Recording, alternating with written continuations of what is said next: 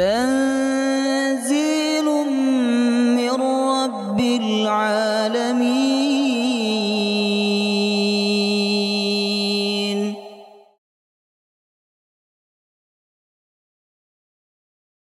يا أيها الذين آمنوا إذا قيل لكم تفسحوا في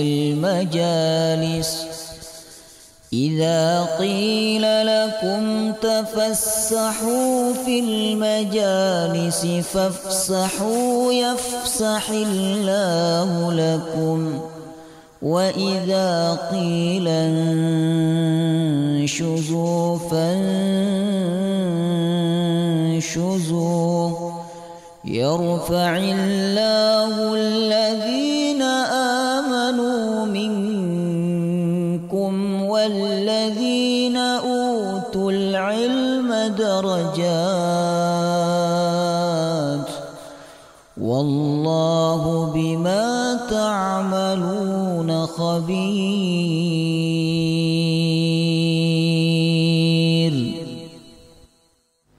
بسم الله الرحمن الرحيم. السلام عليكم ورحمة الله وبركاته.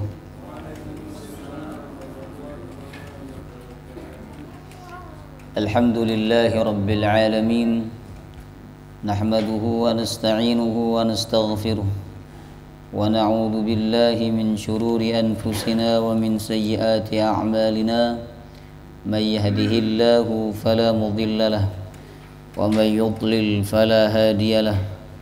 أشهد أن لا إله إلا الله وحده لا شريك له وأشهد أن محمدا عبده ورسوله لا نبي ولا رسول بعده. اللهم صل وسلم على سيدنا ونبينا محمد وعلى آله وصحبه أجمعين. اللهم إنا نسألك علما نافعا ورزقا طيبا وعملا متقبلا آمين يا رب العالمين. Alhamdulillah, malam hari ini Allah kembali mengumpulkan kita untuk mengkaji, memahami dan mengambil pelajaran dari kitab suci Al-Quranul Karim, kitab yang kita banggakan, yang kita harapkan syafaatnya kelak pada hari kiamat. Semoga dengan kita membaca Al-Quran, memahami Al-Quran dan berusaha untuk mengamalkan Al-Quran, kita digolongkan oleh Allah min ahlil Quran. Amin ya rabbal alamin. Kita melanjutkan tafsir surah Al-Baqarah, ya. Karena surah ini merupakan surah yang paling panjang dalam Al-Quran, ya. Sahabat Umar ibn al-Khattab mengkaji surah ini selama 12 tahun. Kita baru berapa tahun, ya. Beliau 12 tahun baru selesai mengkaji surah Al-Baqarah, ya. Alhamdulillah, kita sekarang sudah melewati setengah dari juz 2, Bapak Ibu. Sekarang kita masuk ayat 213. Kita tadabbur satu ayat saja karena agak panjang ini. A'udzu billahi minasy syaithanir rajim. A'udzu billahi minasy syaithanir rajim.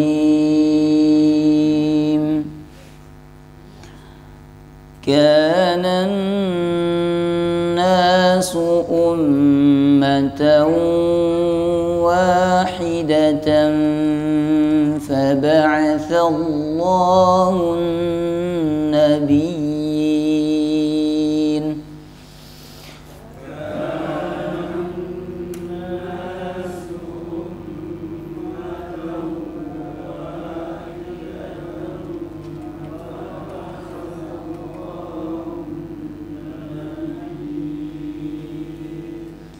فبعث الله النبيين مبشرين ومنذرين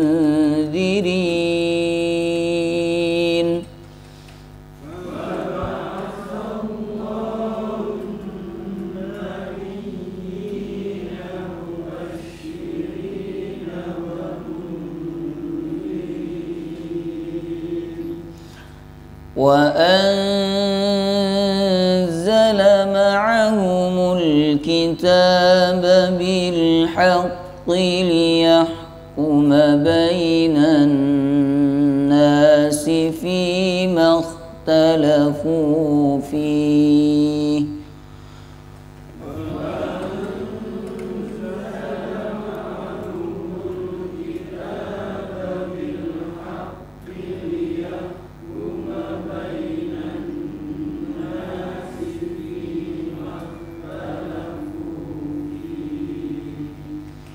وما اختلف فيه إلا الذين أوتوه من بعد ما جاءتهم البينات بغيا بينهم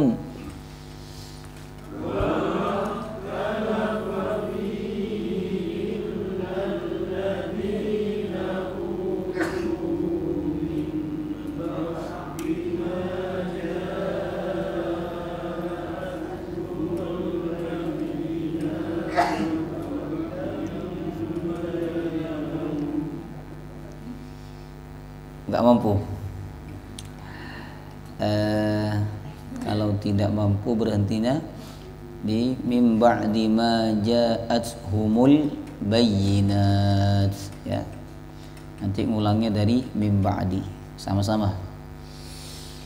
Wa ma ikhtalafa fihi illa alladhina utuhu min ba'di ma ja'athumul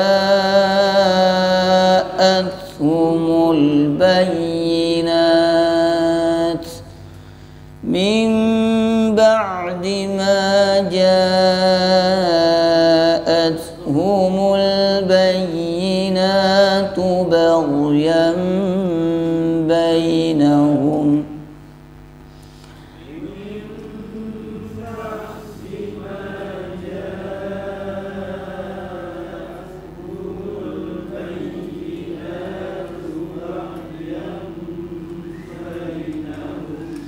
فهدى الله الذين آمنوا لما اختلفوا فيه من الحق بإذنه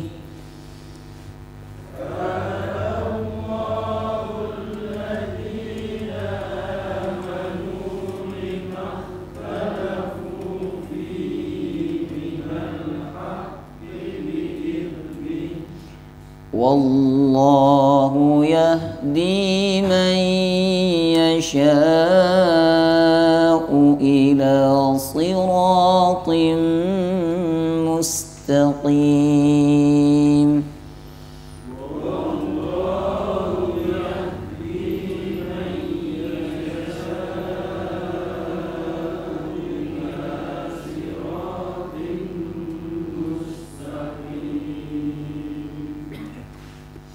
Terjemah dulu.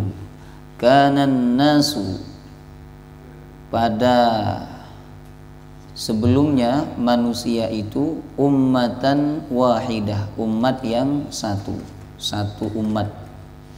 Faba'atsallahu an-nabiyyina mubasysyirina wa mundhirin.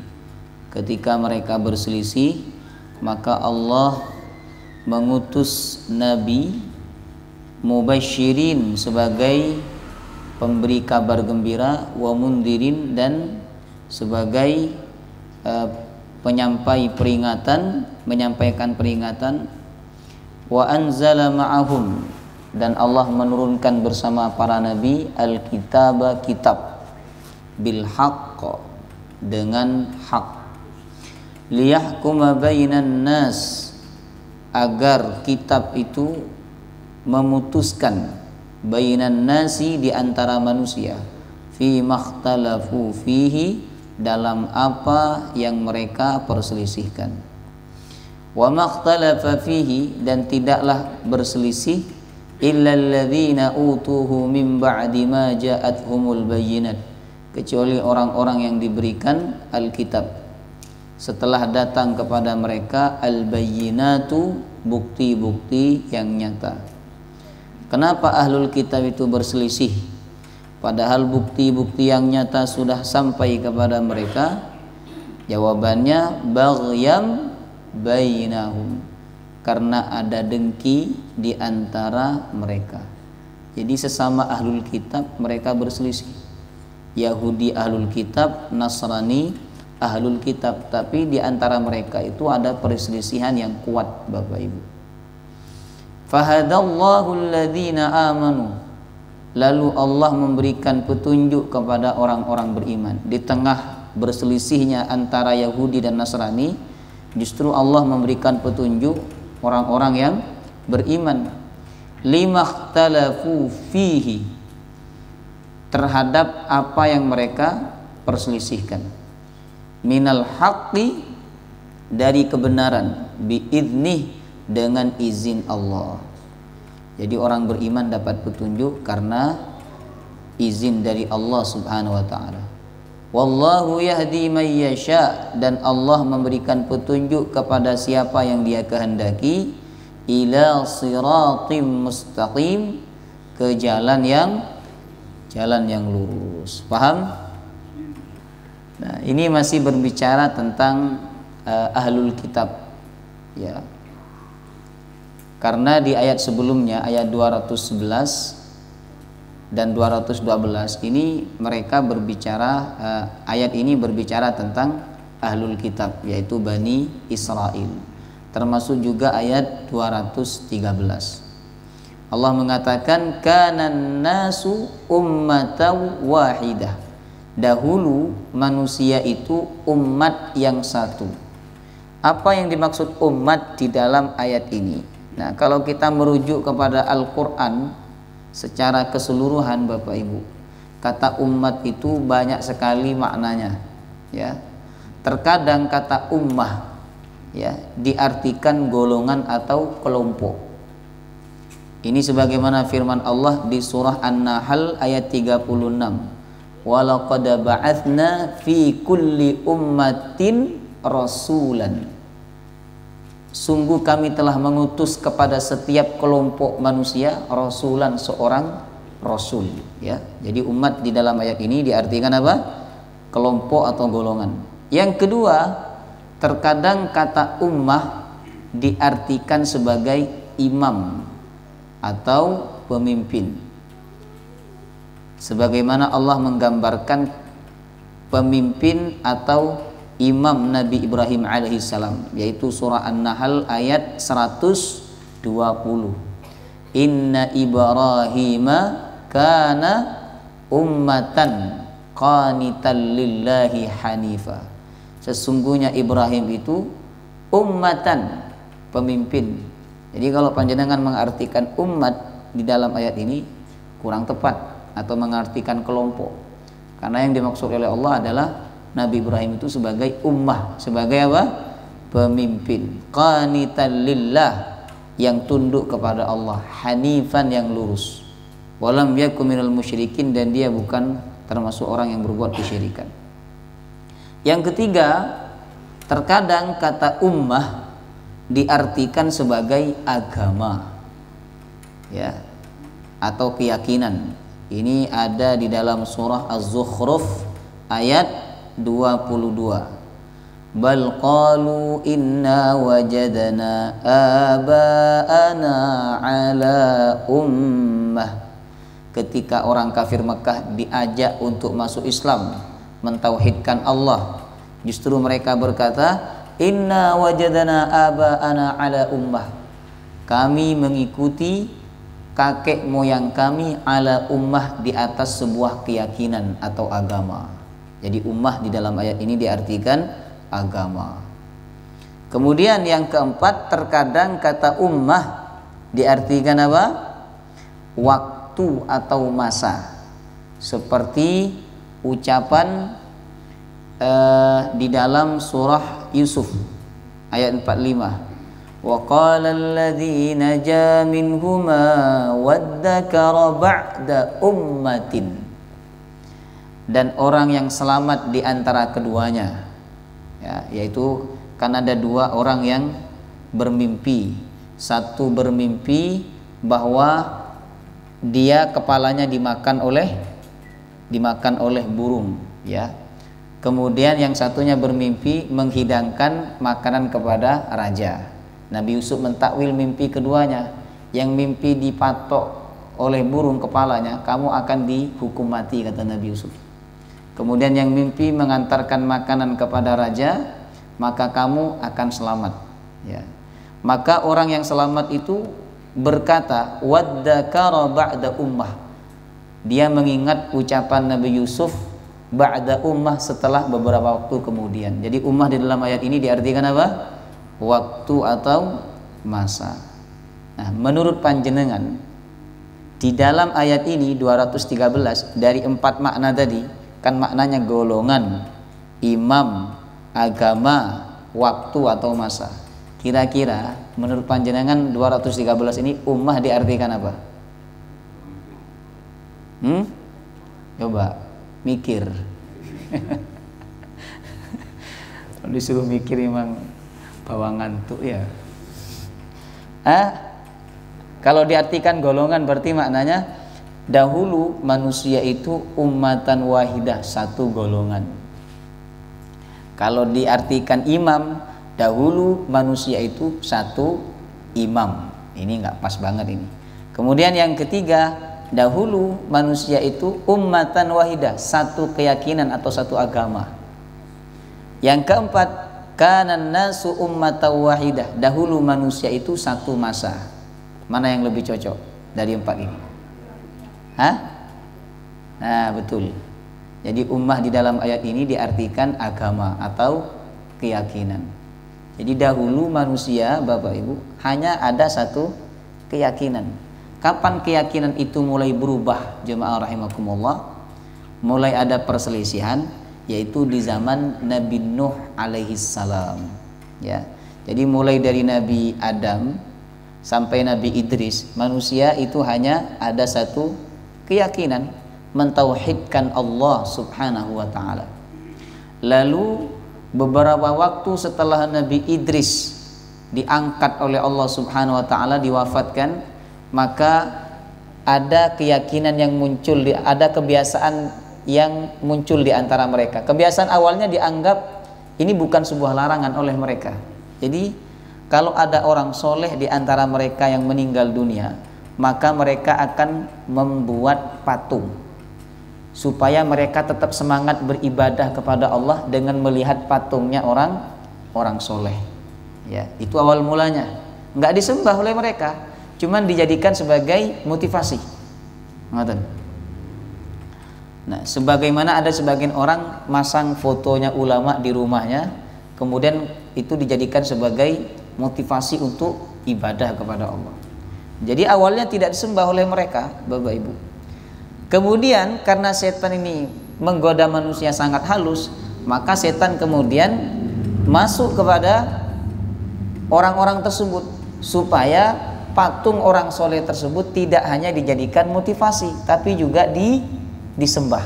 Nah, itu awal mulanya orang-orang menyembah patung selain Allah subhanahu wa ta'ala. Kemudian ada juga di antara mereka apabila ibunya meninggal atau ayahnya meninggal, maka mereka tidak kuasa untuk menahan rasa rindu, akhirnya mereka membuat patung, ya, yang persis seperti ibunya atau seperti ayahnya. Awal mula mereka tujuannya adalah untuk mengobati rasa rindu. Lama kelamaan patung itu disembah. Nah, itulah awal mulanya manusia kemudian yang awalnya satu keyakinan kemudian berbeda. Ada yang tetap mentauhidkan Allah, ada di antara mereka yang berbuat kesyirikan. Di tengah-tengah kesyirikan itulah kemudian Allah mengutus Nabi Nuh alaihi salam berdakwah kepada mereka. Ya, jadi dari Nabi Adam sampai Nabi Idris itu belum ada orang yang berbeda keyakinan, ya. Kemudian setelah Nabi Nuh alaihi salam diutus oleh Allah, disitulah kemudian Allah mengutus beliau karena ada orang yang telah dipengaruhi hatinya oleh syaitan. Nah, itu maksud dari kalimat kanan nasu ummatau wahidah. Dahulu manusia itu umat yang satu, kemudian mereka berselisih, mereka berbeda paham, mereka berbeda keyakinan. Nah, berbeda keyakinan ini Allah sebutkan di dalam surah Yunus ayat 19, ya. Wa ma kana an-nasu illa ummatan wahidatan fakhtalafu. Tiadalah manusia itu dahulu kecuali mereka satu keyakinan, fakhtalafu, lalu mereka ikhtilaf, lalu mereka berbeda keyakinan, ya. Ada yang menyembah patung, ada yang menyembah matahari, ada yang menyembah bulan, ya, ada yang menyembah malaikat, ya. Itu semua dipengaruhi oleh syaitan, ya. Kemudian ketika manusia itu melakukan kesyirikan, kedurhakaan kepada Allah, faba'atsallahun nabiyyina, maka Allah mengutus an-nabiyyin, para nabi dan para rasul. Apa bedanya nabi dengan rasul?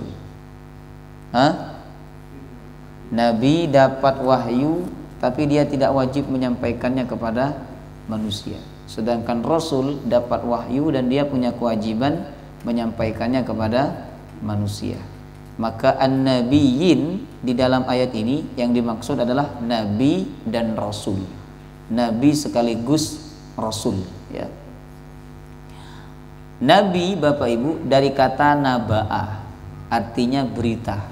Nabi maksudnya orang yang dapat berita langsung dari Allah, dapat wahyu. Makanya dahulu kalau nggak keliru ya, Gus Dur itu pernah mengaku nabi, tapi beliau menyebutnya nabi secara bahasa.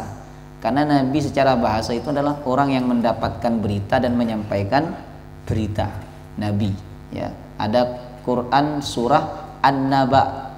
Naba artinya berita besar, ya. An-Naba'ul Azim. Jadi nabi ini orang yang dapat wahyu dari Allah dan menyampaikan kepada umat manusia.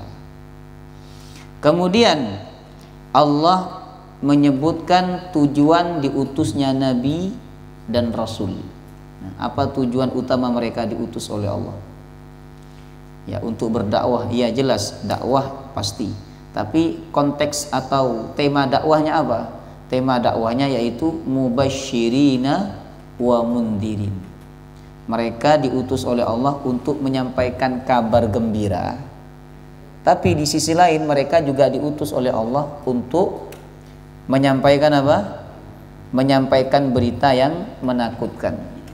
Jadi kalau mubasyirin ini berita yang gembira atau yang menyenangkan, sedangkan mundzirin menyampaikan berita yang menakutkan. Apa berita yang menggembirakan? Berita yang menggembirakan itu apa? Syurga. Ini dalilnya ada di dalam surah yang sering panjenengan baca setiap malam Jumat atau hari Jumat. Kalau panjenengan membaca surat apa? Al-Kahfi, ya. Ayat nomor 2 dan 3. Qayyiman liyunzira ba'san syadidan min ladunhu wa yubashshiral, terus mu'mininal ladzina anna lahum. Alhamdulillah, berarti istiqomah membaca. Coba Pak Dedi ini biasanya kalau pulang duluan Al-Kahfi katanya.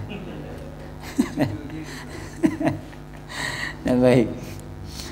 Nah, liyundira ba'san syadidan, untuk memperingatkan, ini mundir, ba'san syadidan, azab yang pedih. Jadi kalau mundir artinya menyampaikan berita yang menakutkan, ya. Wa yubashsyiral mu'minin, dan memberikan kabar gembira kepada orang beriman, alladzina ya'maluna shalihat, orang beriman yang melakukan amal soleh, annalahum ajran hasanah, bahwa bagi mereka pahala yang sangat amat indah, yaitu surga. Jadi yang dimaksud kabar gembira di dalam ayat ini adalah surga. Kepada siapa kabar gembira itu disampaikan?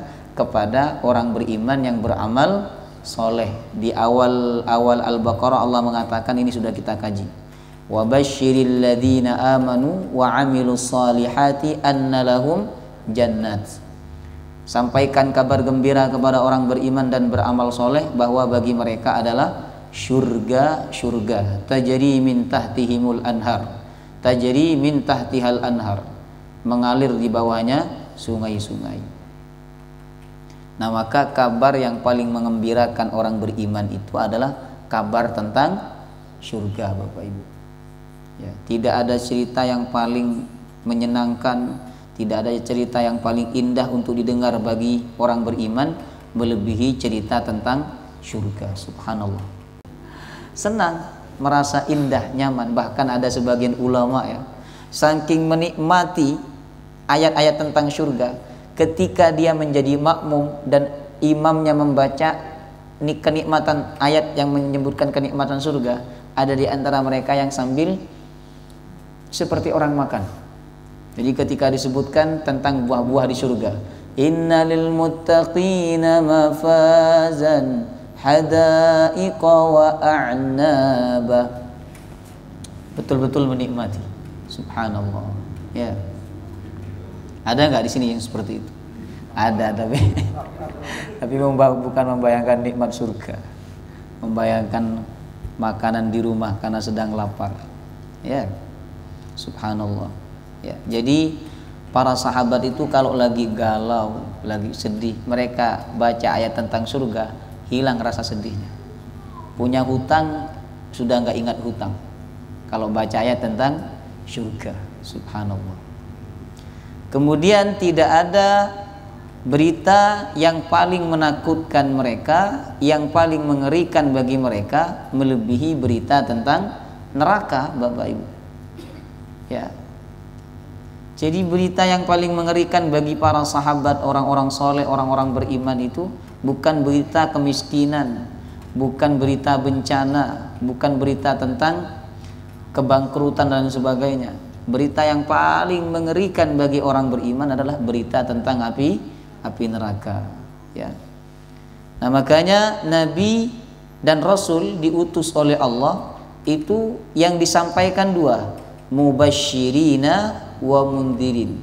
Mereka menyampaikan kabar gembira bagi yang beriman dan beramal soleh, wa mundirin, dan mereka juga menyampaikan kabar yang menakutkan, yang mengerikan, yaitu neraka bagi mereka yang durhaka kepada Allah Subhanahu wa ta'ala. Ini harus imbang. Jadi dakwah itu tidak hanya mubasyirin, nggak hanya yang gembira-gembira terus. Masa dakwah dari awal sampai akhir isinya ketawa terus. Saya pernah lihat ceramah Bapak Ibu, itu mulai dari awal sampai akhir isinya ketawa ketiwi. Ya, dan dia laris karena banyak ketawanya itu. Ya, sekarang ini kalau yang lucu-lucu, ustadz lucu dan sebagainya, gampang diundang oleh orang. Ya, lucu boleh, ya tidak dilarang, tapi jangan sampai kontennya semua lucu dari awal sampai akhir. Ya, harus ada mundirinnya, harus ada yang membuat orang takut, harus ada yang membuat orang gemeter, harus ada yang membuat orang menangis, memikirkan bagaimana nasib dia di akhirat. Ya, jadi harus imbang antara basyir dan nadhir, antara kabar gembira dan kabar yang menakutkan. Ya. Kemudian wa anzala ma'ahumul kitab, dan Allah menurunkan bersama para nabi dan rasul alkitab, kitab panduan. Jadi setiap nabi dan rasul ya itu ada kitab panduan mereka dalam berdakwah. Karena mereka nggak boleh menghayal dalam berdakwah. Mereka dalam berdakwah tidak boleh merekayasa, berangan-angan, nggak boleh. Nabi dan Rasul ini tidak boleh berucap kecuali ada wahyu dari Allah. Sebagaimana firman Allah, wa ma yantiqu 'anil hawa in huwa illa wahyu yuha. tidak diucapkan dari hawa nafsu, kecuali yang dia ucapkan itu wahyun yuha, wahyu yang telah diberikan oleh Allah Subhanahu wa ta'ala. Makanya para nabi dan rasul sebelum mereka berdakwah, Allah turunkan kitab panduan, termasuk nabi kita Nabi Muhammad sallallahu alaihi wasallam, diturunkan Al-Qur'an. Nah, ini pelajaran bagi para pendai ya, bahwa sebaik-baik panduan dalam berdakwah adalah Al-Qur'an ya. Jangan sampai kita dakwah ceramah kok nggak ada panduannya ya, kok tidak ada kitabnya. Dan kitab yang paling sahih adalah Al-Qur'an ya, kemudian hadis-hadis Nabi sallallahu alaihi wasallam. Jangan berkata ketika panjenengan tidak punya panduan, tidak punya rujukan yang sahih, Bapak Ibu. Karena kalau tidak, perkataannya bisa meleset, bisa salah ya. Yang ada panduannya saja bisa salah, apalagi yang tidak ada panduannya ya. Kemudian bil haqq, dengan hak. Apa yang dimaksud dengan bil haq dalam ayat ini? Ada dua pendapat. Yang pertama, bil haq bermakna kitab yang diturunkan oleh Allah kepada para nabi dan rasul semuanya hak, tidak ada yang mengandung kebatilan, tidak ada yang mengandung ajaran yang menzolimi manusia, nggak ada, semuanya hak. Kemudian yang kedua, al haq bil haq maksudnya adalah bahwa kitab itu memang hak, turun dari Allah, bukan hasil rekayasa nabi dan rasul ya, termasuk juga Al-Qur'an. Itu makna wa anzala ma'ahumul kitaba bil haq. Kemudian liyahkuma bainan nasi fi makhtalafu fihi, agar Alkitab, baik Al-Qur'an, Taurat, Injil dan kitab-kitab Allah yang lainnya, yahkuma bainan nasi fi makhtalafu fihi, memutuskan apa yang diperselisihkan di antara manusia. Mereka berselisih antara hak dan yang batil, berselisih antara mereka, ada yang menyembah matahari, ada yang menyembah bulan, ada yang menyembah berhala dan sebagainya. Mereka berselisih, ada yang menyembah malaikat. Nah, maka diturunkannya Al-Qur'an, diturunkannya Alkitab, Bapak Ibu, itu untuk memutuskan perselisihan di antara mereka, bahwa inilah yang hak, adapun yang selain ini maka batil. Itu maksud dari kata liyahkuma bainan nasi fi makhtalafu fi ya. Maka Al-Qur'an diturunkan oleh Allah, tujuan salah satunya adalah untuk menyatukan hati manusia dalam satu ummatan wahidah, dalam satu akidah, dalam satu keyakinan. Oleh karena itu Allah mengatakan, kalau kalian berselisih, berbeda pendapat, supaya kalian tetap bersatu, kembali kepada apa? Al-Qur'an dan Rasul. Fa in tanaza'tum, surah An-Nisa ayat 59. Ya ayyuhalladzina amanu athi'ullah wa athi'ur rasul wa ulil amri minkum. Fa in tanaza'tum fi syai'in farudduhu ilallahi war rasul. Wahai orang-orang yang beriman, taatlah kepada Allah, taat kepada Rasulullah, dan taat kepada ulil amri, pemimpin. Fa in tanaza'tum fi syai'in farudduhu ilallahi war rasul. Apabila kalian berselisih dalam satu perkara, maka kembalilah kepada Allah dan Rasulnya. Ini berselisih, kata ulama, dimaksudkan adalah berselisih dalam masalah yang pokok ya, dalam syariat tapi yang pokok. Kemudian dalam masalah akidah ada perselisihan, maka kembali kepada Allah dan Rasulnya, sehingga perselisihan itu tidak ada. Tapi dalam perkara-perkara yang furu', Bapak Ibu, perkara cabang, ini tidak bisa dihindari perselisihan ya. Dalam perkara-perkara cabang, masalah cabang, perselisihan tidak bisa dihindari. Perbedaan pendapat itu nggak bisa dihindari ya. Dalam masalah hukum, ada yang mengatakan hukum wajib, ada yang mengatakan hukumnya tidak wajib.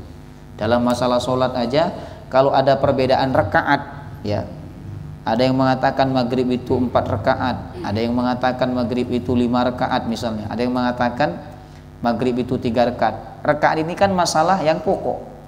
Maka supaya tidak ada perbedaan pendapat, caranya bagaimana? Kembali kepada Al-Quran dan As-Sunnah. As-Sunnah berapa rakaat? Ternyata 3, maka perbedaan itu akan hilang. Tapi perkara-perkara yang furu, nah ini tidak bisa dihindari jemaah rahimakumullah, dan tidak bisa dipersatukan perkara-perkara yang furu itu, karena ada dalil yang berbeda biasanya yang menyebabkan sesuatu itu kemudian muncul perbedaan pendapat. Ngoten. Ya, contoh menyentuh wanita yang bukan mahramnya ketika kita punya wudhu, batal atau tidak wudhunya? Nah, kan ada 2 jawaban, ada yang mengatakan batal, ada yang mengatakan tidak batal. Ya. Kenapa kok terjadi perbedaan pendapat? Karena ada 2 dalil yang menunjukkan. Satu, dalil Al-Quran mengatakan batal, aula mastumun nisa, atau kalian menyentuh perempuan. Ini jelas bahwa menyentuh perempuan yang bukan mahramnya dikatakan membatalkan wudhu. Tapi ada di sisi lain ada hadis Nabi bahwa Nabi sebelum berangkat sholat beliau mencium kening istrinya. Subhanallah, berangkat ke masjid loh Nabi itu mencium kening istrinya. Kita akan mencium kening istri berangkat kemana? Kalau berangkat umroh ya toh, berangkat haji, atau berangkat ke luar negeri baru dipeluk istrinya, dicium. Tapi kalau berangkat ke masjid kan kayaknya nggak pernah lagi kita mencium istri. Ya. Nabi itu berangkat ke masjid, padahal masjidnya dekat jemaah rahimahullah, dicium kening istrinya. Subhanallah, sangat romantis. Nah itulah yang kemudian memunculkan pendapat bahwa menyentuh wanita yang bukan mahramnya, karena istri itu termasuk wanita yang bukan mahram, sebab dia halal untuk dinikahi, ya, itu dalam mazhab Syafi'i. Jadi wanita yang mahram itu wanita yang tidak halal dinikahi, sedangkan wanita yang bukan mahramnya adalah wanita yang halal dinikahi dan batal wudhu ketika menyentuh dia tanpa penghalang. Itu dalam mazhab Syafi'i. Nah jadi 2 dalil inilah yang kemudian menjadi pemicu terjadinya perbedaan pendapat. Tapi dalam masalah-masalah usul, masalah pokok, supaya tidak terjadi perbedaan, perselisihan, kuncinya adalah kembali kepada Al-Quran dan As-Sunnah. Liyahkuma bainan nasi fi makhtalafu fi. Kemudian wa makhtalafa fihi illa alladhina utuhu min ba'di ma ja'athumul bayyinatu baghyan bainahum. Tidaklah berselisih di dalam Alkitab illal ladzina utuhu, kecuali ahlul kitab. Alladzina utuhu ini maknanya adalah orang-orang yang diberikan Alkitab, berarti Yahudi dan Nasrani. Jadi mereka Yahudi Nasrani walaupun mereka sama-sama diberikan kitab oleh Allah dan sumbernya sama dari Allah, ajarannya sama jemaah rahimakumullah, keyakinannya sama, tapi mereka berselisih. Padahal sudah datang bukti yang nyata kepada mereka supaya mereka nggak berselisih, yaitu Al-Quran yang menjadi penengah antara Yahudi dan Nasrani. Tetapi mereka tetap tidak mau menerima Al-Quranul Karim, dan mereka tetap berselisih antara Yahudi dan Nasrani. Kenapa mereka berselisih? Baghyam bainahum, karena mereka ada dengki. Jadi Yahudi itu dengki kepada Nasrani, Nasrani dengki kepada Yahudi. Jemaah rahimakumullah. Ya. Yahudi tidak mengakui kenabian Nabi Isa. Bahkan Yahudi menuduh Maryam itu telah berbuat zina. Sedangkan Nasrani tidak mengakui kenabian Nabi Musa alaihissalam. Jadi mereka berselisih. Ya. Padahal bukti yang nyata sudah datang kepada mereka, yaitu Al-Quranul Karim. Kemudian fahadallahu alladhina amanu limakhtalafu fihi minal haqqi biidnih. Di tengah perselisihan Yahudi dan Nasrani, ternyata Allah memberikan hidayah kepada orang beriman untuk mendapatkan jalan yang benar di luar perselisihan mereka. Jadi orang Islam itu ya tidak ikut Yahudi, tidak juga ikut Nasrani, karena Allah sudah memberikan petunjuk kepada mereka jalan yang lurus. Limakhtalafu fihi, terhadap apa yang mereka perselisihkan. Dalam tafsir Ibnu Katsir ya, ada beberapa yang mereka perselisihkan Bapak Ibu.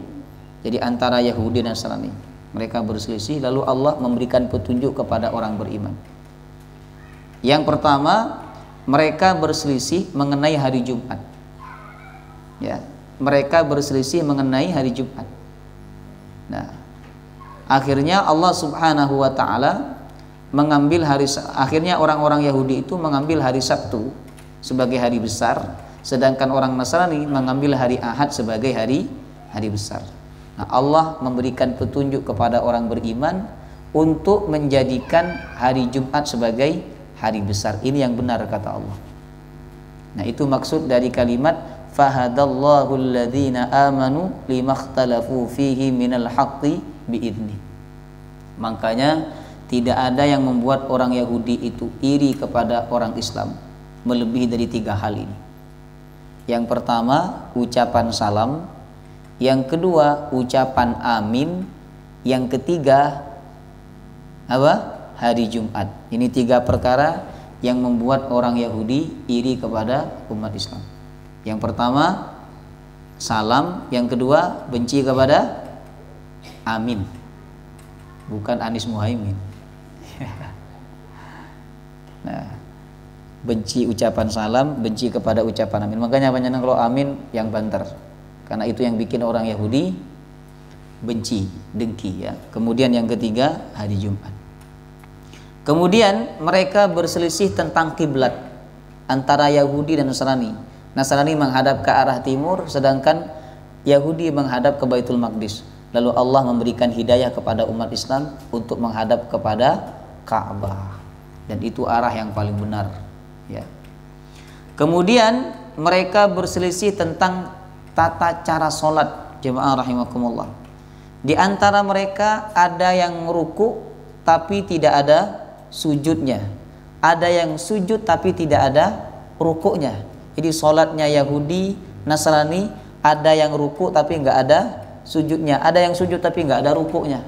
Maka kata Imam Ibnu Katsir, Allah memberikan petunjuk kepada orang beriman, sholat ada rukuknya dan ada sujudnya ya. Kemudian mereka berselisih mengenai puasa Bapak Ibu. Di antara mereka ada yang berpuasa hanya setengah hari, ada pula di antara mereka yang berpuasa hanya meninggalkan jenis makanan tertentu. Sedangkan umat Islam dibimbing dan diberikan petunjuk oleh Allah untuk melakukan puasa yang benar, yaitu mulai dari subuh sampai maghrib, dan tidak boleh masuk apapun ke dalam rongga mulut ya. Itu petunjuk dari Allah kepada orang beriman. Kemudian mereka berselisih tentang Nabi Ibrahim. Kata orang Nasrani, Nabi Ibrahim itu beragama Nasrani. Kata orang Yahudi, Nabi Ibrahim itu beragama Yahudi. Allah memberikan petunjuk kepada umat Islam bahwa Nabi Ibrahim itu bukan Yahudi, bukan Nasrani, tapi dia seorang Muslim hanifan, yang beragama lurus. Maka Ibrahimu Yahudiyan wala nasraniyan walakin kana hanifan muslimah. Nabi Ibrahim itu bukan Yahudi, bukan Nasrani, tapi dia Muslim, orang yang tunduk, hanifan dan beragama lurus ya.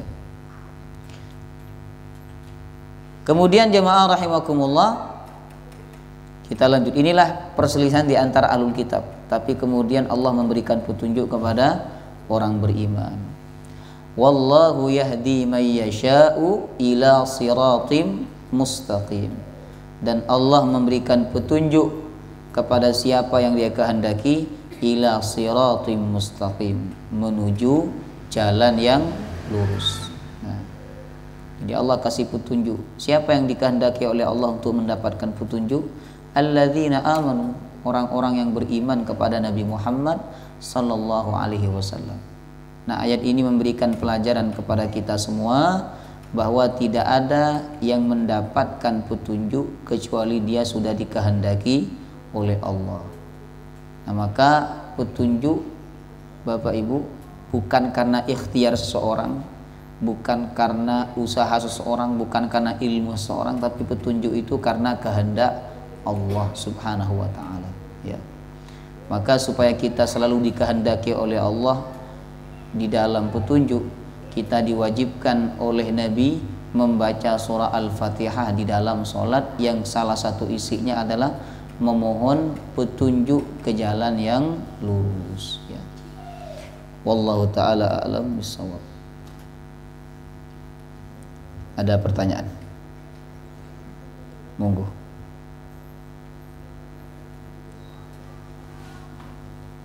Hal indakum soal?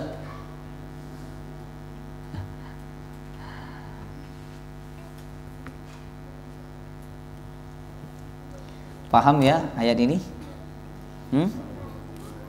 Insyaallah paham. Kalau nggak paham, diulang lagi pekan depan. Paham ya? Insyaallah. Ada pertanyaan?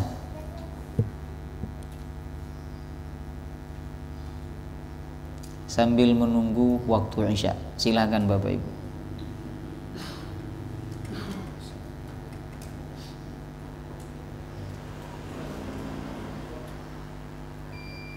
Silakan.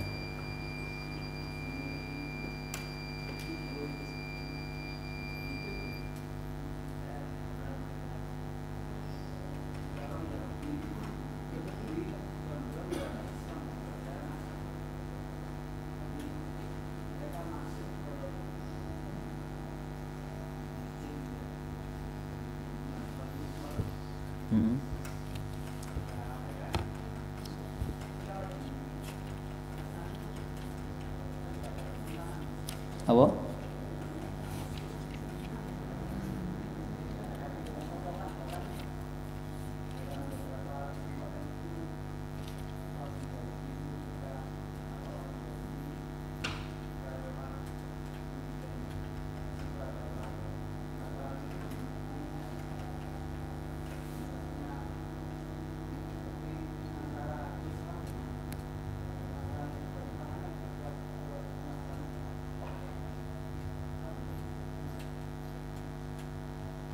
Baik, betul ya. Jadi kalau kita mengukur sejarah di zaman Nabi SAW, agama yang paling dekat dengan Islam itu adalah agama Yahudi, ya, terutama ahlul kitab. Ahlul kitab. Makanya Nabi itu ketika orang Mekah masih beragama musyrik, ya, beragama syirik, Nabi lebih suka mengikuti gayanya orang Yahudi dalam masalah rambut, ya. Nah, tapi kemudian ketika orang Yahudi berbuat onar di kota Madinah, ya, kemudian mereka mendengki umat Islam, Nabi SAW menganjurkan kepada para sahabatnya untuk berbeda dengan orang Yahudi. Di dalam beberapa hal memang ada persamaan dengan orang Yahudi. Di antaranya masalah puasa. Puasa tanggal 10 Muharram. Itu kan pertama yang melaksanakan siapa? Yahudi. Nabi tanya, ada apa kalian puasa di hari ini? Kata mereka, hari ini Allah menyelamatkan Nabi kami, Nabi Musa, dari Fir'aun. Maka kami mengagungkan hari ini dengan puasa. Kata Nabi, kami lebih berhak untuk mensyukuri keselamatan Musa, karena Musa itu satu akidah dengan kami, sedangkan kalian sudah berbeda akidah dengan Musa alaihissalam. Maka Nabi memerintahkan para sahabatnya untuk puasa tanggal 10 Muharram. Itu puasa pertama dalam Islam sebelum turun 2 tahun kemudian perintah puasa Ramadan, ya. Kemudian beberapa waktu berikutnya, beberapa tahun berikutnya, Bapak Ibu, Nabi memerintahkan para sahabatnya untuk puasa tanggal 9 atau tanggal 11 supaya beda dengan orang Yahudi, ya. Karena di zaman Nabi, ya, saat itu Nabi dan para sahabat hidup berdekatan dengan orang Yahudi. Tetapi walaupun kita nggak berdekatan dengan orang Yahudi, tetap kita disunahkan puasa 1 hari sebelumnya atau 1 hari setelahnya. Nah, ini contoh kecil bahwa Yahudi, agama Yahudi itu ada banyak persamaan dengan agama Islam, ya, dibandingkan agama Nasrani. Wallahu taala a'lam bishawab. Semoga bermanfaat. Insyaallah kita lanjut pekan depan. Mari sama-sama kita tutup dengan pembacaan doa kafaratul majlis. Subhanakallahumma wa bihamdika asyhadu an la ilaha illa anta astaghfiruka wa atubu ilaik. Assalamualaikum warahmatullahi wabarakatuh.